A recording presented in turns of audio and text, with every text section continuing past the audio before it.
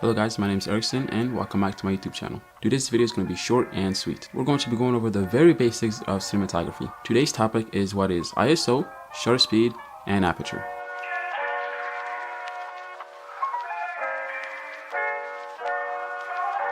Learning these three things when you first start out is very beneficial because it can give you more control on how your video is going to turn out. Let's start out with what is ISO. ISO is how sensitive your sensor is to light. It's like artificially brightening up your image. However, the higher your ISO value is, the more noise you'll be introducing in your shot. Some cameras have very good ISOs and some just don't. For example, my Pocket 4K has dual native ISO, meaning that it has two native ISOs.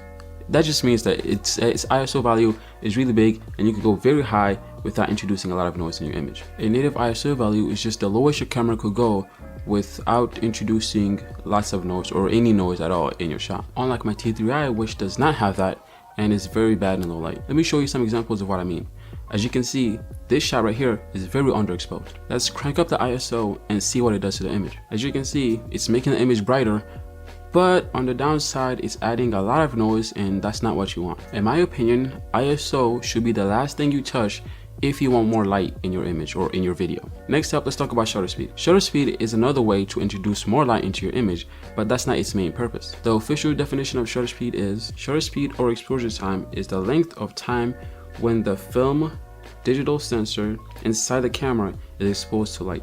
Also, when a camera shutter is open when taking a photo. Shutter speed is talked about more in photography, as in shutter angle is more of a video film kind of thing. But let's just assume that we all have a DSLR that shoots in shutter speed instead of shutter angle. In simpler term, your shutter speed controls how much motion blur your image has. A higher shutter speed means less motion blur, and a lower shutter speed means more motion blur, as you can see. There's one rule that you should follow to get the most realistic and best motion blur in your shot, and that is your shutter speed should always be twice your frame rate, meaning that if you're shooting at 30 frames per second, then your shutter speed should be at 60 or somewhere close to 60. And if you're shooting at 60 frames per second, then your shutter speed should be at 120. Now, last but not least, let's talk about aperture. Aperture has more to do with your lens than your camera. The aperture on your lens literally controls how much light touches the sensor, which in turn controls how much out of focus an object can be. Photographers and photography lenses measure their aperture in f-stops, while cinematographers and cine lenses measure their apertures in t-stops. They're both basically the same thing, it's just that t-stops is just a more precise way of measurement. Let me show you some examples of what I mean. I'm going to be using a cine lens because it's just much easier to show. This is at aperture 22. As you can see, the opening is quite small. This is at t5.8.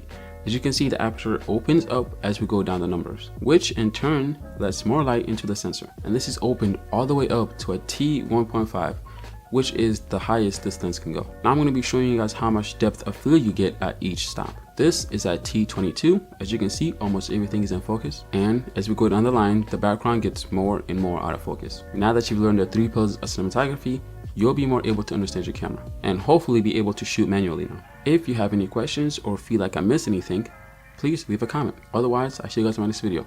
Peace out.